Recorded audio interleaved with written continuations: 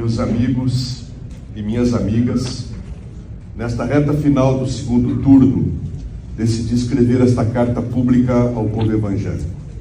A grande maioria dos brasileiros e brasileiras que viveram os 8 anos em que fui presidente da República sabe que mantive o mais absoluto respeito pelas liberdades coletivas e individuais, particularmente pela liberdade religiosa. Como todos devem se lembrar, no período do meu governo, tivemos a honra de assinar leis e decretos que reforçaram a plena liberdade religiosa. Destaco a reforma do Código Civil, assegurando a liberdade religiosa no Brasil, o decreto que criou o dia dedicado à Marcha para Jesus e ainda o Dia Nacional dos Evangélicos. Mantenho o mesmo respeito e o mesmo compromisso que me motivou a apoiar essas conquistas do povo evangélico. E o nosso povo sabe bem que cuidei com especial carinho dos mais pobres e injustiçados. E assim, sob as bênçãos de Deus, meu governo contribuiu para melhorar a vida de milhões de famílias brasileiras. Sempre penso nesse sentido no trecho bíblico que diz: a verdadeira religião é cuidar dos órfãos e das viúvas em suas dificuldades.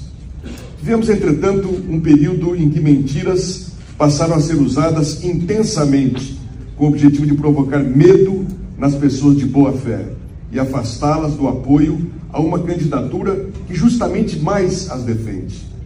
Por isso, senti a necessidade de reafirmar meu compromisso com a liberdade de culto e de religião em nosso país. Todos sabem que nunca houve qualquer risco ao funcionamento das igrejas enquanto fui presidente. Pelo contrário, com a prosperidade que ajudamos a construir, foi no nosso governo que as igrejas mais cresceram, principalmente as evangélicas, sem qualquer impedimento, e até tiveram condições de enviar missionários para outros países. Não há por que acreditar que agora seria diferente. Posso lhes assegurar, portanto, que meu governo não adotará quaisquer atitudes que firam a liberdade de culto e de pregação ou criem obstáculos ao livre funcionamento dos templos. Envio-lhes esta mensagem, portanto, em respeito à verdade e ao apreço que tenho a esse povo crente no verdadeiro Deus da misericórdia e a seus dedicados pastores e pastoras. Se Deus e o povo brasileiro permitirem que eu seja eleito, além de manter esses direitos, vou estimular sempre mais a parceria com as igrejas no cuidado com a vida das pessoas e das famílias brasileiras. Sei muito bem que em todas as regiões do Brasil há igrejas com irmãos e irmãs que trabalham ativamente nas suas comunidades com a propagação do Evangelho e com o cuidado do povo, dedicando-se a tornar mais leve os fardos espiritual e social de milhões de pessoas. Declaro meu respeito e minha admiração pela fé, dedicação e amor com que os evangélicos realizam sua missão, seja na área da difusão do Evangelho, seja na área da assistência social, da proteção da infância, da juventude, das mulheres, dos idosos e das pessoas com deficiência. Da mesma forma, é bem-vinda a participação de evangélicos nas diversas formas de participação social no governo, como conselhos setoriais e conferências públicas. Em meio a este triste escândalo do uso da fé para fins eleitorais, assumo com vocês este compromisso. Meu governo jamais vai usar símbolos de sua fé para fins políticos partidários, respeitando as leis e as tradições que separam o Estado da Igreja, para que não haja interferência política na prática da fé. Esse é o ensinamento que a própria Bíblia nos dá: andar pelo caminho da paz com todos. Jesus nos mostra que a casa dividida não prospera. A religião é para ser respeitada e vivida de acordo com a livre escolha de cada pessoa. Portanto, a tentativa de uso político da fé para dividir os brasileiros não ajuda ninguém, nem ao Estado, nem às igrejas, porque afasta as pessoas da mensagem do Evangelho.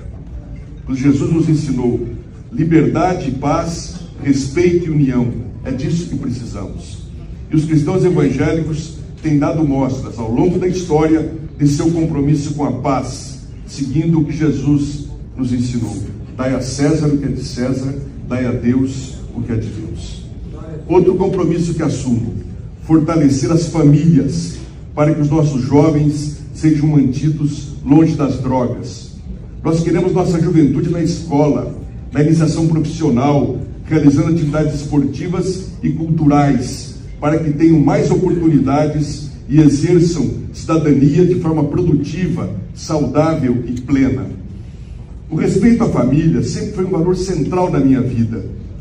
Isso se reflete no profundo amor que dedico à minha esposa, aos meus filhos e netos.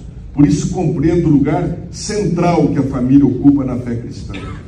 Também entendo que o lar e a orientação dos pais são fundamentais na educação de seus filhos, cabendo à escola apoiá-los, dialogando e respeitando os valores das famílias, sem a interferência do Estado.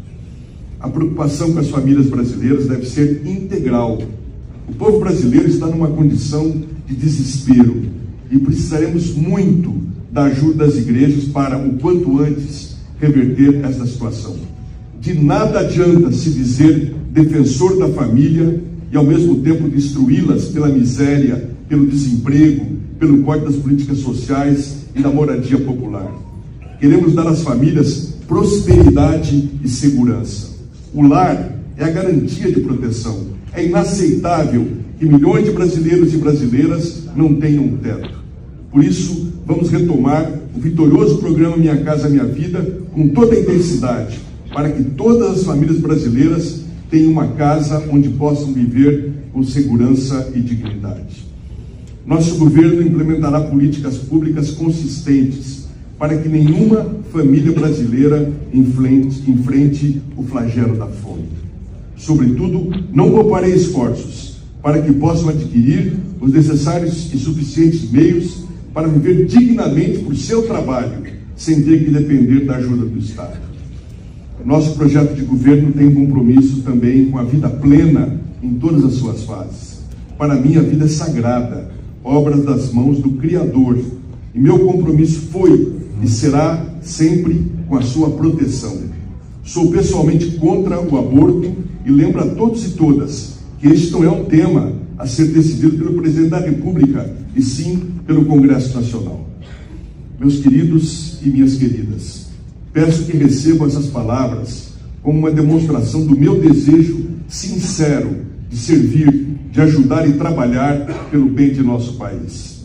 Estejam certos de minha estima e meu compromisso com todo o povo cristão do nosso país. Reitero meu compromisso, que é o mesmo de vocês: paz, união e fraternidade entre todos os brasileiros e brasileiras. Com as bênçãos de Deus, haveremos de honrar nossa dupla condição de cidadãos e cristãos, pois não há contradição entre elas quando o propósito é servir, buscando a paz e o entendimento. E digo tudo isso com muito amor pelo nosso querido Brasil e pelo povo brasileiro. Nisto conhecerão todos que sois meus discípulos, se tiverdes amor uns pelos outros. Juntos pelo Brasil. Luiz Inácio Lula da Silva.